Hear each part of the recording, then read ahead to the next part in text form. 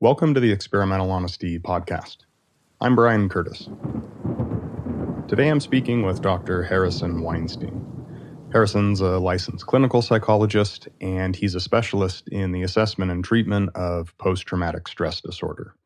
Harrison's one of the most skilled clinicians and one of the most genuine humans I've had the pleasure of meeting. It was really great to catch up with him and to have him walk us through one of his favorite clinical practices that's really central to his work in treating PTSD. Now, although Harrison's far too humble to point you towards his own work, he does mention a number of resources at the end of our conversation for you to learn more about PTSD, its treatment, which includes cognitive processing therapy, and a lot more. But if you do want to know more about Harrison, just hop online, search Harrison Weinstein Psychologist, and you'll find him. Okay, let's talk to Harrison.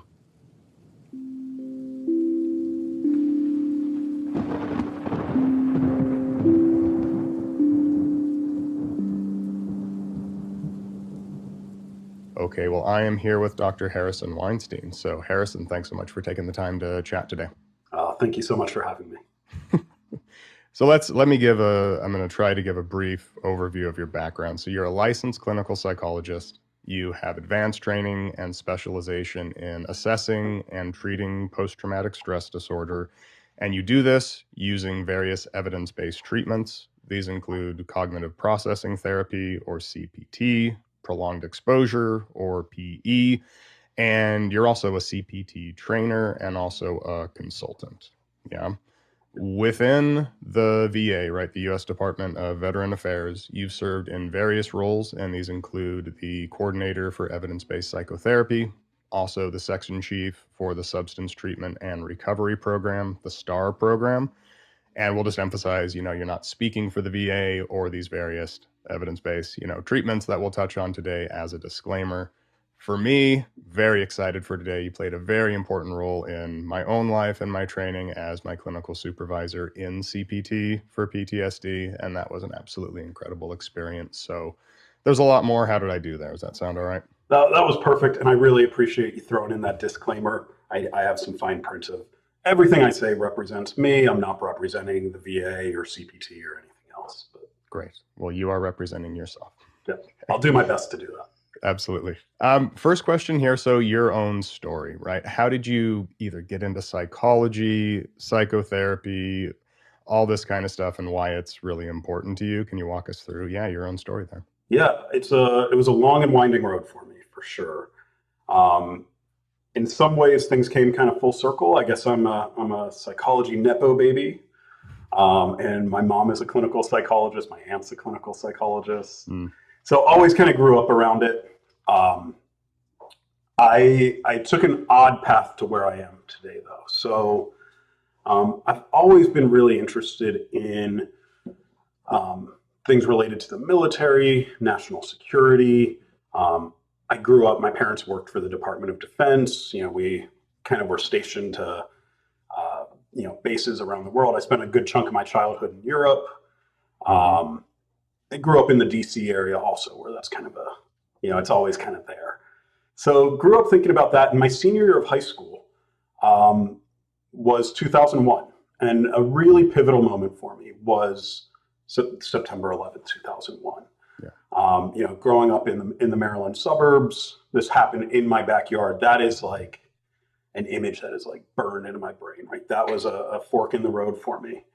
And really got me interested in not even psychology, but I was really interested in terrorism, and particularly like motivation and understanding. And I didn't accept the stuff that was in the news of, they're psychopaths, right? It didn't feel like this was a character thing. There was something much bigger than this. And I was really interested in their motivations. And I did some work, and I had an internship that was kind of involved in this. And, at some point it became clear that to, go down this path I wanted to go down, which was work in, some random 3-letter agency out, outside of DC. I was going to have to go to grad school to become an expert in this. It's now I think there's more kind of formalized training in that area. At the time, it was all kind of, you kind of snuck your way in through back doors. So I went to grad school with every intention of getting a PhD in clinical psychology and never seeing patients. It was, I want to be involved in lie detection and, this kind of distant assessment and profiling, that kind of approach. Obviously, that's a lot changes in those, 5-6 years of grad school. And also the times really changed, right? So from, 2005 to 2012, things politically changed. It's very different as you're pushing 30 versus, early 20s, just your life changes. So I wound up going a totally different path. But when I was in grad school, we do training where we go and we do on-site training. And I worked at the Palo Alto VA, and that was a really transformative experience for me. I did my pre-doctoral internship, which is kind of like a residency, so full-time experience. I did that at the Tucson, Arizona VA. And that's really where I developed kind of my love for therapy, my love for PTSD. And I went into internship as a bad therapist. I had no idea what I was doing. I wasn't interested in it. I was doing some assessment. Neuropsych was kind of more what I had focused on. But I was kind of getting just sick and tired of neuropsych. I knew I wanted out of that, but I spent the last 5 years doing it. So I'm like, well, I'm just stuck. I've been doing this so long, just keep going. And he has no idea that he had this impact on me, but I had an advisor, Nick Heineke, who supervised me on the PTSD rotation. It was a residential PTSD unit, and I loved it. And he got me passionate about PTSD, and he taught me a lot of things. It was a CPT based residential program. Looking back now, it's really funny because we were doing a lot of things like totally not by the book, not the way to do it. But it was so instrumental for me, and it was so powerful, and I think so helpful for veterans that I'm like, I want to do this. And it was a really hard time to decide, like, I want to do something different than this path that I'm on. And I was applying to postdocs. I was applying to residencies afterwards. And this is like a month after I changed my mind of what I want to do with my life. Right. And there was such this back and forth of, I'm applying for, where do I think I can sell myself, and where does my resume say that I am, and where do I actually want to be? And I was trying to find this middle ground. I was trying to like squeeze myself in this like very inauthentic way, and like just trying to build an off ramp. But it was where I wanted to be, wouldn't take me. Where it would take me, I didn't want to be. So I was trying to build this off ramp. But I threw out one application, which was a total shot in the dark. I'm like, I have no business applying here. It's a PTSD fellowship. I have like a month of PTSD experience. I don't know what the hell I'm doing. I'm bad at therapy, period. But it was PTSD, and there was a component of traumatic brain injury. And I'm like, I know that part. I know brain injury from my assessment and rehab background. Yep. So I'm like, I'm going to tell them, I'm going to, here's the expertise I bring in, and here's what I want from you. Here's what you're going to teach me. And it wound up being perfect. It was a match made in heaven. I matched for that site in PTSD. They hired me at the end of that training experience, and here I am. So that was kind of my path. Yeah. And I love that path, right? So from the mysterious, not to be spoken 3-letter, kind of training you were on, this shift to, you were going to do lie detection, all this kind of stuff. And then surprisingly, not what you had expected, but, your example of you had a trainer, somebody who really kind of opened your eyes, and I love this kind of stuff. Yeah. On that whole journey that took a very long time, there's probably multiple, I know in my training, a ton of surprising things, right? About what we learned, our assumptions. Anything in particular that stands out for you in terms of, oh, I didn't expect this, or this was a very unique thing in that whole journey? Anything that stands out as surprising for you? Yeah, I think that there's been surprises all along. The whole thing is a surprise, really. Yep. But it's kind of funny because we, and I think we tend to categorize, right? We try and break things down. Sorry about the background. No. I need little tails going on. I need the name of that animal. Who's that? So there's two back there. There's an Ollie and a Toby. They're both doodles, and we're gonna settle down.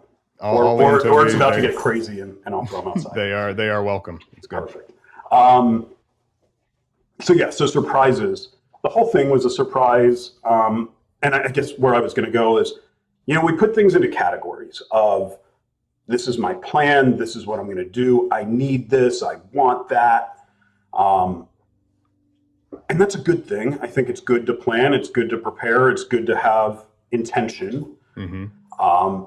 At the same time, I've learned that I am terrible at predicting the future. I'm terrible at knowing even what I want or what I need. And what I want and need now is different from what I wanted 5 years ago, 10 years ago. So I think being open to experience has been a really big part of my journey. If I'm willing to take what comes my way and jump on an opportunity. Some surprises I've had also, maybe not surprises, but really fortunate. I feel really lucky and privileged to have amazing mentorship throughout. I am a huge believer in that we're standing on the shoulders of giants. And I think of it almost like an NFL, like a coaching tree and I can kind of tie back my tree generations of who were my mentors, who were their mentors. And it's really cool kind of how small of a world it is, that we're not that many degrees of freedom from, now maybe they're minor celebrities in our little niche field, Right. Yeah. but they're a big deal to me. Yeah. And I think of mentors in my life. I mentioned Nick Heineke before. He was a huge one, and he doesn't even know it. Bruce Bonger, my grad school advisor, was huge. Steve Allen is a huge one for me. Kate Chart. I can list these folks all day. And I absolutely would not be here today if I weren't supported by these people. Yeah. And in many ways, I'm doing my best impression of them. That openness, though, that for me, when I talk about my path, and it was completely accidental. Like I tell people, I didn't know sleep medicine was a discipline. I got a work study job because I wanted to quit my job and do research, but it was an REM song that talked about circadian rhythms, and I'm like, oh, I've heard that term. That blew open that door, and then that led to neuroscience, and then I never thought I would, similar to you, psychology. I'm like, well, I'll be neuropsychology because I have a neuroscience background. I could have never predicted being where I am, but it's that openness to see what grabs you. And you can't just wait. It's preparation, knowing what you want, but then being open enough to the path kind of unfolds. And for you, it just seems like, and fortuitously, you got some really, rock star advisors, and then it led you to where you are. But openness versus it has to be this way, it seems fundamental probably for both of us. Yeah. Yeah.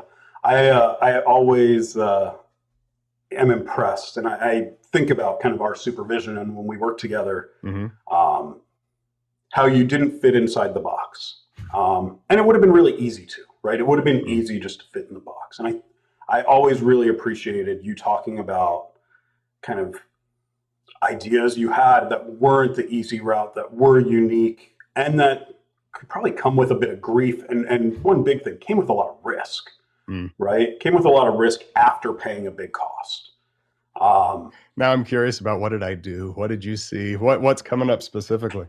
No. And I think you're doing it now. Even just this of, thinking about the podcast and the ambitions, sleep medicine, built in with kind of DBT and borderline personality disorder. That's not, and I think you did a really good job of, taking foundation and learning and absorbing without being confrontational. You absorbed it, you wanted to learn. And then it's also, how do I synthesize that into my own path, as opposed to the path that somebody else would potentially tell me to take. Yeah. Because my guess is that would have been a different path. If you asked your advisor, what do you think I should do? Yeah. You probably wouldn't be doing what you're doing right now. And I bet what you're doing right now is a whole lot more fulfilling. It's way more fun. And I have had those conversations with various advisors, and I was told, absolutely don't do that. But here we are. And so for you, I'll have to say, though, as my supervisor, your commitment to, no, this is the treatment, and not Yeah. just you can do it this way. I don't know if we need to get in the weeds, but the kind of accelerated intensive form of trauma therapy, Mhm. not just 3 months, 12 sessions, but you can do this if people commit to it. And your obvious passion for what you do was totally infectious. I loved that rotation with you and the flexibility to say, we can talk about whatever, especially evidence-based treatment versus more of this, common factor type of stuff.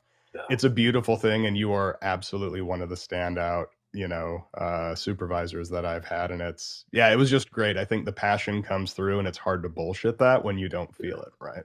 Yeah. Yeah. I really, I appreciate that. And, you just to throw some background on kind of what you just mentioned. So that kind of accelerated treatment, the intensive treatment. Yeah. So most of my job is providing evidence-based psychotherapies for PTSD.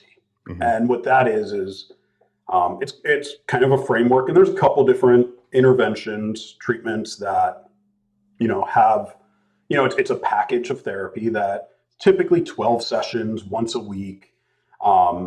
And these are really standout treatments that have been shown over and over to be the most effective, the best options that we have. I rely a lot on the public, the research and the publications that demonstrate effectiveness. There's a million different treatment options. I don't think that they're all created equal. And in psychology, that's a big thing that does come back. The dodo effect, if they are all created equal, I don't buy it. I think there's a lot of overlap and similarities. We do a lot of the same things with different language, but I do think what we do matters, how we do it matters. Yeah. So with evidence-based psychotherapies in PTSD, there's a handful. There's 2 that I'm trained in: prolonged exposure and cognitive processing therapy. There is another one, EMDR. That the clinical practice guidelines are really clear. These are the first-line treatments. They're all trauma-focused psychotherapies. Yeah. And historically, they were designed to be once a week or twice a week for 12 sessions. And I'm a big fan of, even though I fit into this box and I deliver, I think that fidelity to treatment is as important as anything. Yeah. Right. We train in these treatments, and then we always know better as soon as we're trained. Right. We don't do it by the book. We cut corners. We know better. And I actually think the people that we oftentimes think of as like the prime of their careers are some of the worst therapists because they think they know better. I think early career are really good because they rely on the book. They do things right. And then the tail end of your career, I think, is where it really, I think you do get those like experts who are like still doing it after 50 years. But like me, I'm in the middle. This is probably the worst therapy of my life. And I'm the worst. This is the worst you've ever been. Worst I've ever been. It's there's going to be a dip, but I'm going to make a comeback. I'm confident. The thing is, though, but what came to my mind as you were saying that, the flexibility, though, you adhere to the manual. But some people, when they hear that, is like, well, I'll just buy the manual then. Or it's almost like a robot delivering it. That flexibility of being a human, relating to somebody, and knowing when to pull things or to say, well, we're going to get there. The manual front and back. You can be flexible. And I mean, for me, I still go back to those session outlines when I'm doing CPT because right, that's how we need to describe that. And I would have said it this different way. It's still super useful, and there's flexibility there. For sure. There is that framework, and it can even get down to like, do this for 5 minutes. You have 10 minutes to do this. Yet, if I delivered, if you delivered, it's going to look different. It's going to have its own personal flavor. And I do really believe in it's not just get locked in on, this box. I think we can experiment with it. We can play with it. We can make it our own. And we do research on that, and we move the box. The box is flexible. Kind of circling back to that idea of intensive treatments, therapy is once a week for 12 weeks. And I think it's why. Why is it once a week? It's like, it's always been once a week. And I don't accept that answer. I got really interested in intensive treatments. So shortening them instead of once a week, why don't we just do it once a day for, same 12 sessions, do it in 3 weeks instead of 3 months. That all kind of came to me from just a conversation with a colleague of mine, Craig Bryan, who he had been in the military. He was stationed overseas, and he didn't have 3 months with the people he was providing treatment for. Right. So he almost just did it out of necessity. Mm-hmm. Got some impact, and he's done a lot of research. He's been really important in this field and other things also, including like suicide. Mm-hmm. But that was really my impetus, and we just started offering it of, let's just try it out. Hey, and we'd get weird use cases. We'd have students who were home on break. We'd have folks who got a leave of absence from work and they had to finish their whole treatment in a month. Mm-hmm. And then it was, hey, just open it up. Do you want to? And we'd have folks who were just available. I'm like, yeah, I'd love to do this in 3 weeks rather than 3 months. So we started just doing that. And what we found was, what I thought was, I was confident going in. I thought it was going to work. I knew that the questions would be, is it going to be as effective, right? Is it too much too soon? Do you not have enough time? Are they not doing, enough time to let it sink in? But also, might be even like the best case scenarios. It's going to wind up being like fine. It'll just be like as good as, just non-inferior. And I have really become a huge proponent in that not only do I think it works, I think in many ways it works better. And our data says that. Our data says folks are getting the same kind of outcomes. They're getting the same results. The difference is that way higher percentage of people are completing treatments. One of the hard things in therapy, period, people start treatment, they don't come back, right? They do, and I think the average number of sessions is 1. It's 1. Yeah, that's right. So getting people to complete 12 sessions, right, you get this attrition, people fall off. What we find is that when we're doing it condensed, I'm seeing you 5 times a week, 3 times, whatever it is, that our dropout rates really reduce. So people are completing treatment way faster. There's just this momentum. It's way easier just to like show up the next day than to have a whole week of like, oh, this sucks. Right. And if you miss a session, then all of a sudden it's 2 weeks, and you're constantly losing steam, and it's not very reinforcing because you don't necessarily get you don't feel better right away. So if I'm not feeling better for weeks, months, longer, it's really hard to stay engaged, stay motivated. Whereas I think intensive treatment like pulls people through, it keeps them going. So I think it's been great for patients. We're seeing great outcomes in data. Mm-hmm. As a therapist, I love it too. I'm seeing the same number of patients. So I'm not seeing fewer patients, but I'm seeing fewer patients at a time. And it's way easier for me to be engaged when here's one of the handful of patients that I saw, and I saw them yesterday, versus one of 30 patients that I saw last week. Needing to remind yourself of where you were and what you're doing, all that. So, the first 10 minutes are not always like repeat. It's like we're just picking up right and like moving on. So the momentum for the patients, momentum for the therapists. And I think, I'm not the only person doing this. There's a lot of other people who are really involved. There's a growing kind of field of literature around this. Mm-hmm. I'm yet to find anybody it's not working for. Right. Everyone that does it loves it, has been my experience. And there's kind of a race of like how intensive is too intensive. Right. I kind of shrunk it down. The most I've ever shrunk it down to is like 3 weeks. But there's folks who are like, well, let's do a 1 week version. Let's do a weekend version. Right. And at every step, it's like what we're doing works. So, and as we'll probably get to, I mean, you can space it however you want to, but these are fundamental kind of tools, there's skills, there's themes that you're focused on. And yeah, you can do it once a week, but as long as you're learning it and you're committed to it, that was my experience doing the intensive CPT, with you. And I was very surprised. How will this be? People didn't miss, they showed up, and the outcomes, I mean, that's the one great thing about evidence-based treatment is you have the graphs, right? You can look at it. If you're not seeing it, you can fine tune. Pretty much the exact same, but 3 weeks versus 3 months. Yeah. So if I was a gambling man and I had to guess at, let's say, your favorite kind of treatment, you've been trained in a lot of stuff, right? There's TBI, you've done the neuropsych stuff, you can do batteries of tests. Would I be accurate to say cognitive processing therapy or cognitive therapy in general is kind of your wheelhouse? Yeah, I'm absolutely a cognitive therapist. I really focus on thoughts? What do we tell ourselves? Self-talk. I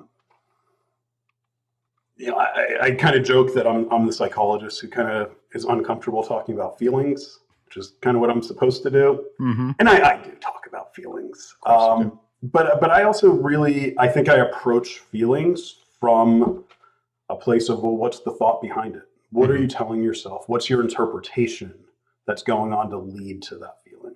Yeah. And that's something that, getting trained in it, we don't tend to talk about this. Oftentimes people are like, why didn't I learn this in school? Like the difference between a thought and an emotion and a behavior. But you tend not to find one without the other. It's just getting the awareness of, well, what is actually happening? And that's why early on to really drill down on that skill of, can you tease those apart? And thoughts, when we talk about something like PTSD, so often that seems to be the mechanism that's driving so much of this feeling stuck and not moving forward, right? Yeah. A lot of my take is, people come in and, we talk about feelings, and oftentimes that's involved in a patient's goal is, I don't want to feel this way. Or feeling this way is resulting in this disruption, whatever that might be. And I don't think that feeling feelings is enough. Sometimes it is. Yep. But I think it's really important to, let's say, where is that feeling coming from? And there's some feelings that we just have to feel, right? And I don't think bad feelings are necessarily a bad thing. We've all had plenty of challenges, bad experiences in our life, and feeling bad about those is a totally natural response that runs its course, right? Yep. And fighting you don't need therapy for bad feelings. That's right. I'm a big believer in, I'm not a believer in everybody needs a therapist. And I'm not a believer that everybody who, again, bad feelings needs therapy. What I do think is getting stuck needs therapy, right? I think when we're stuck, when we're rigid, when we're inflexible, and that's really where I emphasize my own practices. In this cognitive realm, I think about, what are people telling themselves, and are their thinking patterns? Not are they good or bad? Are they, it's not positive or negative. Well, you're talking bad about yourself, you should be, saying good things about yourself. Be a cheerleader. I don't really do that. What I always look for is, where are you getting stuck in your thinking, right? Where is it on a loop? Where is it on repeat? And how do we, I used that metaphor before of taking the off-ramp. How do we build you an off-ramp? So an example would be, comes up in PTSD a lot, is strong feelings of guilt. So, I hear that patient tells me they're feeling guilty. I'm going to go kind of a step backwards and say, well, what's the thought that's driving that emotion of guilt? Guilt doesn't just exist. You don't just feel it, right? There's a belief behind it of, I screwed up. It's my fault. I should have turned left instead of right. So I look at those thoughts, and I wasn't there. I don't know if they were accurate or not. My goal is not to say, well, no, you're wrong. You're not really guilty. It's not your fault. I don't know. Right, yeah. And honestly, I don't really care if it's their fault or not. I know that it's their fault. I know they're telling themselves it's their fault. They're feeling guilty. That's on repeat. They have major loss of quality of life. So my job is to say, they're stuck on this. Why are they stuck on this? How do we make sense of what's keeping them stuck? How do we get them unstuck? Unstuck doesn't necessarily mean, again, it's not positive. And it wouldn't be an effective intervention to tell them or to convince them. Well, just practice telling yourself that you did everything perfectly. You're God's gift. Right. That's not going to resonate. That's not going to go anywhere. And you're pointing to, it's not about evaluations or judgments, good, bad, right, wrong. It's about, is this getting in the way of the life you want to live? And that feeling of stuckness, for people listening who have experienced what we're talking about, it does feel just like you're hitting into one thing after another. And so CPT is just a workhorse of getting unstuck, right? Yeah, absolutely. It just is. When you think about, there's many different kind of tools as you work through it. Is there a kind of fundamental skill set or a strategy where you just find this to be super effective, if not your favorite part of the treatment? What really stands out to you in terms of cognitive therapy and how to get unstuck? The core skill of a cognitive therapist is Socratic dialogue, Socratic questioning. It is intentional, directive questioning and challenging of these thoughts, of these beliefs. And what we do is, first we investigate the beliefs, we map them out. Where did that belief come from? What's the consequence of that belief? We make sense of it. What's the impact of it? But then we also kind of want to tear down the walls around it a little bit of, well, let's kind of go back in time and say, where did it come from? What was the information at the time where this thought was developed? So I think a lot about kind of input, event, output. So we have to dig into kind of, what did you used to tell yourself before this, right? What changed? And sometimes that thought was, the seeds were already there, right? I was already, I grew up in an environment where it was very distrusting, or the world was dangerous. I was very self-reliant. This event happened that really just strengthened, solidified that belief.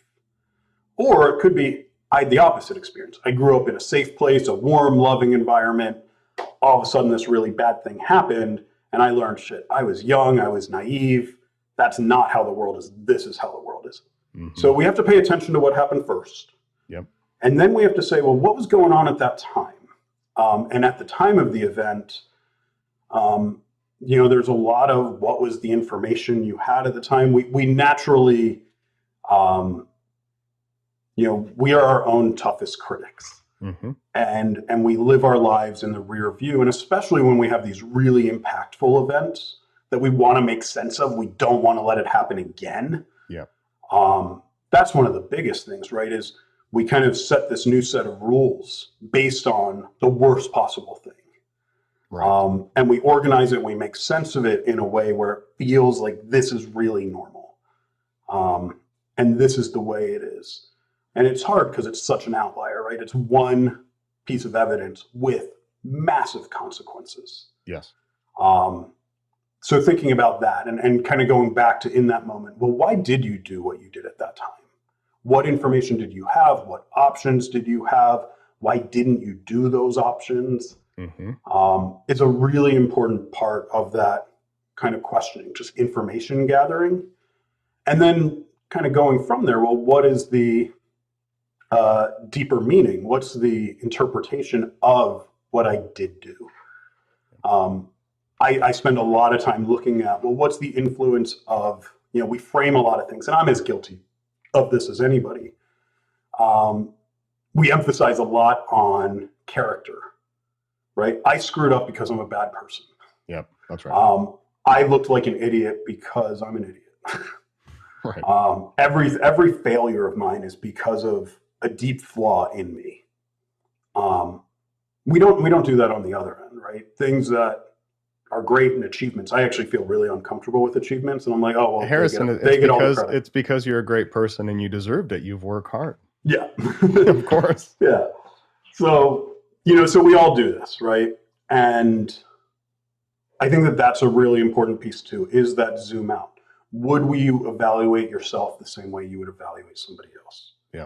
Right. And I think that's a really big piece of trauma recovery. What would you say to your buddy? What would you say to your sister? What would you say to your loved one in the same situation? And my guess is you would talk to them really differently than you would talk to yourself. So I think we overemphasize character and we underemphasize social factors and the context in which it occurred. When we view this, Socratic questioning or Socratic dialogue, the skill involved in this, because you can easily come off as you're putting people on the spot or, really targeted questions. As you were talking about it, as you're describing it so skillfully, and people who are listening who aren't familiar with it, I was just curious, like the pitfalls that might happen or the skill in being able to do this kind of questioning in a way that people don't get those defenses up or feel judged. Anything coming to mind as I say that? It is hard. I think one thing is you have to approach it from a place of genuine curiosity. Yeah. Right. And on one hand, as a therapist, my questions aren't random. Do I have an idea of places I want to go? Sure. Do I pull on threads kind of with an idea of what's a step ahead? Sure. At the same time, there's I'm really curious. Where's that thread going to lead to? Mm-hmm. And I'm totally comfortable with, I'm going to pull on that thread. There's going to be nothing there. I'm pulling on another thread. Right. So we're kind of like, there's this little dance of like, we're going in and out, we're probing different things. I'm constantly kind of taking that stance of, I'm not an expert in this. I want to learn more about it. And I'm going to hypothesize and test throughout. So I really take that approach. Mm-hmm.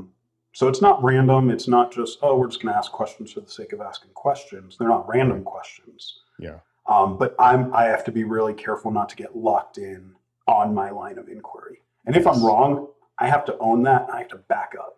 Because if I start doubling down, it's just a fight between me and you. And it's, no, you're telling yourself this. That's not going to get us anywhere. That right there. And the curiosity and the openness to say wherever it leads. Yeah.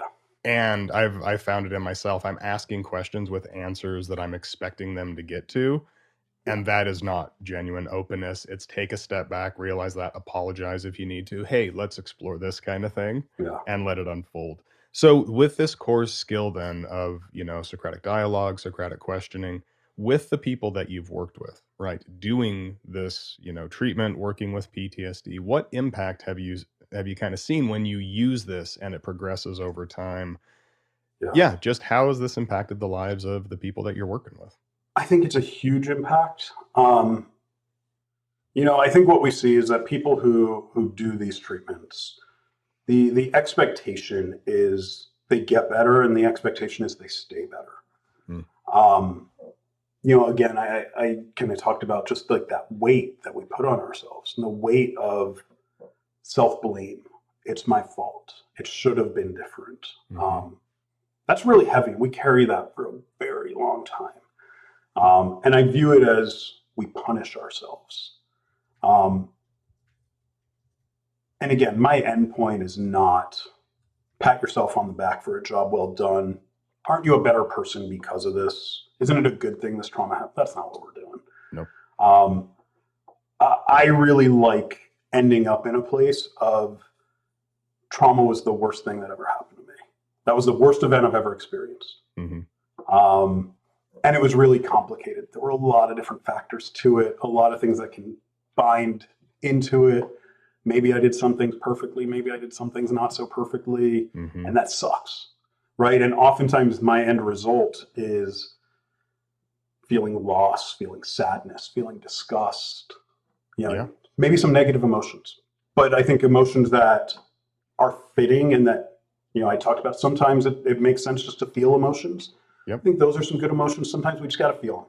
If we lose somebody in our life, grief and loss is probably just natural, healthy response. It's probably good to feel that than to avoid it, to push it away. Avoidance is a big part in PTSD, substance use, I think mental health as a whole. For sure. I think that's, I see a huge impact of it. I'm also a big believer in short episodes of treatment. I'm not you're in therapy forever.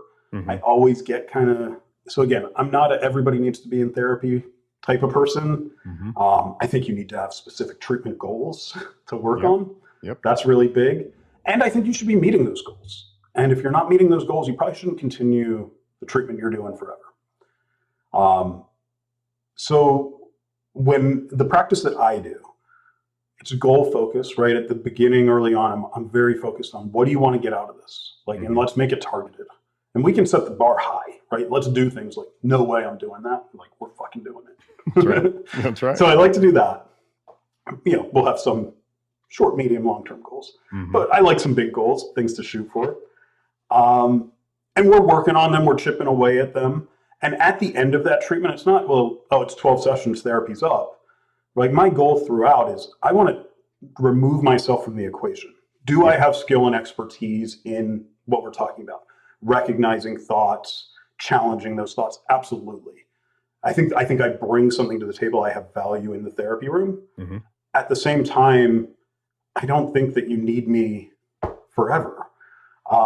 I think come in, use me as a consultant. I'll train you in this. And at the end of therapy, it's not, oh, you're fixed and everything's perfect now. It's you have the skills, you have the tools to continue working on this yourself and being your own therapist. In the treatments I do, I use a lot of worksheets and exercises. And it's, we kind of build up and train people to do this Socratic dialogue to themselves, where instead of me asking those questions, I'm going to teach you to ask yourself those questions. I'm going to teach you to evaluate. And that applies to old things and that applies to new things. And that applies to my own life, right? I think I've asked other people those questions so many times that I've kind of internalized them. And I ask myself those questions and I do those worksheets in my head on the regular. And I think it's really helped me. Yeah, I mean, and on that point too, I mean, so often, I don't know if it's just my baritone voice, but you must hear like, oh, I just hear you in my head now. That's the shift that happens. And it's not that this is all roses and it was totally fine. Oftentimes it's not, but there's not the stuckness. It's not the shame and the guilt, or that's gone down to a place where you can still move and feel what, those natural emotions, sadness, all those things that tend to come up. And at the end of it, I love that. I mean, maybe it's your influence, but I talk the exact same way is these are about tools and it's a process. This is not a one and done, but now you have these that you can start recognizing these patterns and it's no longer this huge barrier. And this is just part of the human condition. But now, before and after, you basically are, if not your own therapist, you have the tools that we were working on. And there's nothing magic on this side with me. It's just that's kind of the process, right? Yeah. And importantly, I've heard like child psychologists in particular, when people have asked them, like, how has this impacted you as a mother or a father? And a lot of people are like, well, not really at all. I'm listening like, really? All that? And so that thing you touched on at the end of, and this has impacted your own life. I know for me, learning this stuff, it's a huge impact across areas of my life. But for you, what have you noticed in terms of when this comes up, how it's influenced you day to day doing this for as long as you have? Yeah. I mean, I think it applies big and small, right? I always kind of think about zooming in, zooming out. And from the get-go, I think, my practice, my training, all of that always kind of applied to, these various situations in my life. Just, small day-to-day stuff. Like, why am I getting all worked up about this? You're in grad school. Everybody has anxiety. Yes, they do. I'm a moody millennial, just like all my other peers, right? So we all have, and, so that's all kind of small stuff. I'm not going to go too much into this, but I had a unique experience of, I was not a trauma survivor going in when I became a trauma therapist. Yeah. However, today I am a trauma survivor. Yeah. And it's hard to say, well, how would I have responded to that differently if I didn't have this background, if I wasn't thinking about it that way? But absolutely, while it was unfolding, and in all the aftermath, and today, a couple years later, I absolutely did worksheets in my head, right? And I didn't always have to do it in a totally formal way. Again, because I think I have bits and pieces, and I think that I just naturally do it all the time, and I couldn't help myself from doing it. Even if I didn't want to do these worksheets in my head, I'd be doing these worksheets in my head. That's right. And a big part of these worksheets, I'm talking about worksheets in this very vague way. Yeah. We map our thoughts. What am I telling myself? What's the impact of what I'm telling myself? We kind of put it on trial. What's the evidence for and against it? Am I exaggerating? What am I leaving out? So, it's normal of, when we're making an argument for something, we tell one side of the story. It's like, well, what are all the sides of the story? Let's put it into context. Yeah. All of those things. And then, well, what's another way of looking at it, right? What are alternatives? Yeah. And it's not, what's the opposite? It's not that. It's, let's come up with 5 different ways, 5 different angles, vantage points of this. And again, I think everything's about getting unstuck. And I think that natural process helps me personally stay unstuck. Yeah. speaking about emotions, here's a metaphor I've been using recently, just like past week. And I don't know how well this works, but I want to run it by you. I think you'll like it. And I listened to Dr. Greenwell's episode, so I know I'm allowed to curse. No. Oh, no. Of course you're allowed to curse. You're not going to get like an adult rating on. I mean, Apple, it'll have an E for explicit, but I would expect nothing else with you, Harrison. Cool. So this kind of goes back to emotions. And when I start mapping out emotions, I find that people they dump tons of emotions. I feel angry, I feel sad, I feel guilty, I feel shame, I feel all this stuff.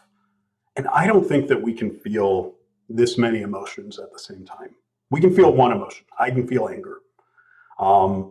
We can feel two emotions, right? We have the capability of feeling ambivalent. We have words like bittersweet. I can feel pulled in different directions. But I think once you go past that, 3, 4, 5, and I have no evidence. This is all just me ranting. Yep. Once we start talking a bunch of different emotions at once, it all boils together into one feeling of overwhelmed, right? And we can just feel overwhelmed. And when we're overwhelmed, we avoid. And the metaphor that I was using was like, imagine we take a box of crayons, and each emotion has a color. So it doesn't matter what the colors are, but red is happy, green is sad, orange is angry, whatever. And, we can each kind of like draw them on a palette on these different places. And as we kind of throw them on top of each other, right? Sometimes, they can go together. Blue and yellow equals green. So you can kind of get both. But once you start throwing 5 colors, 10 colors all in one, the first thing you just get brown. And I've taken this is the E for explicit. I prefer to call it shit brown, right? Because I think that's what it is. That is the color. I feel overwhelmed, and overwhelmed is represented by shit brown. And what do I do with shit brown? I run away from it because it fucking sucks.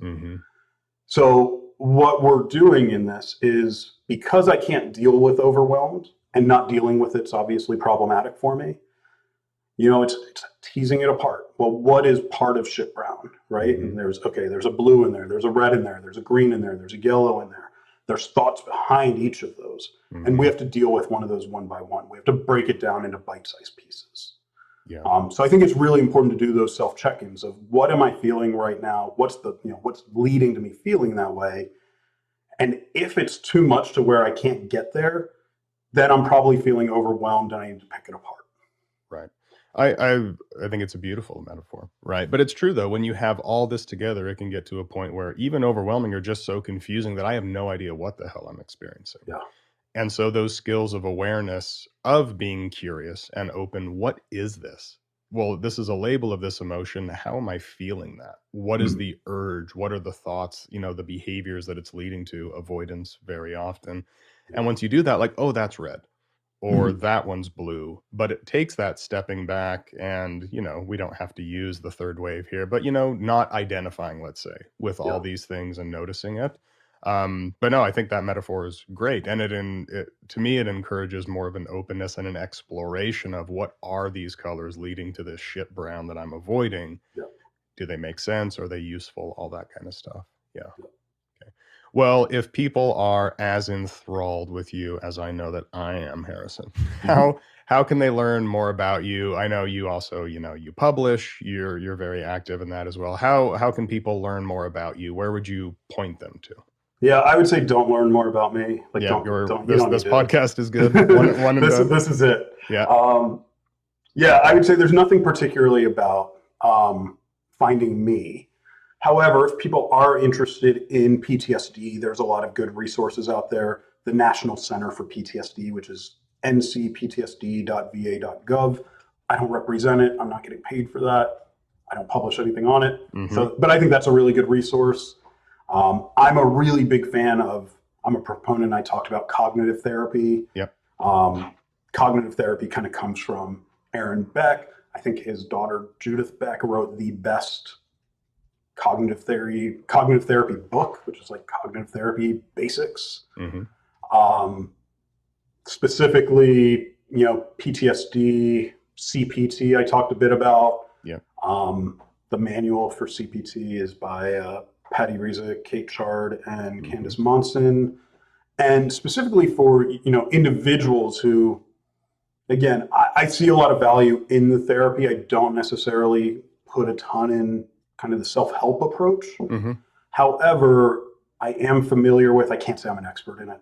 I do know that there was recently published a kind of, I don't know if I should call it a self-help, but kind of a for the consumer Mm-hmm. book about kind of using CPT principles. Yeah. And that was put out by, I think it's called Understanding PTSD Using CPT, Cognitive Processing Therapy. And that was put out by Patty Rezick, Stephanie Lo-Savio, and Shannon Wiltsey Sturman. Mm-hmm. So I'll steer folks in those direction again. Don't come to me. Go to the experts. I will include links to all of those things.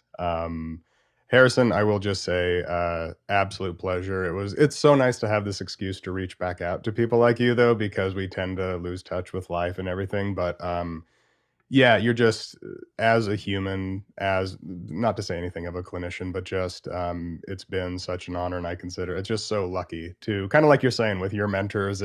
For me, it just seems, I didn't actively seek it out, but what good fortune to know you. And I'm just so, happy that you made the time and that other people get to benefit from your experience, your wisdom. So again, thanks so much for taking the time to do this today. Thank you. I was really excited to be here. I love what you're doing. And you don't know it, but in the background, I online stalk you to figure out what you're doing. Oh, good. So what you're up to. And I love it all. Oh, thank you so much, Harrison. I appreciate it. I online stalk you too. I know all your pictures and all that, so we're on the same team. Sounds good. Thanks, Harrison. All right. Bye. Bye.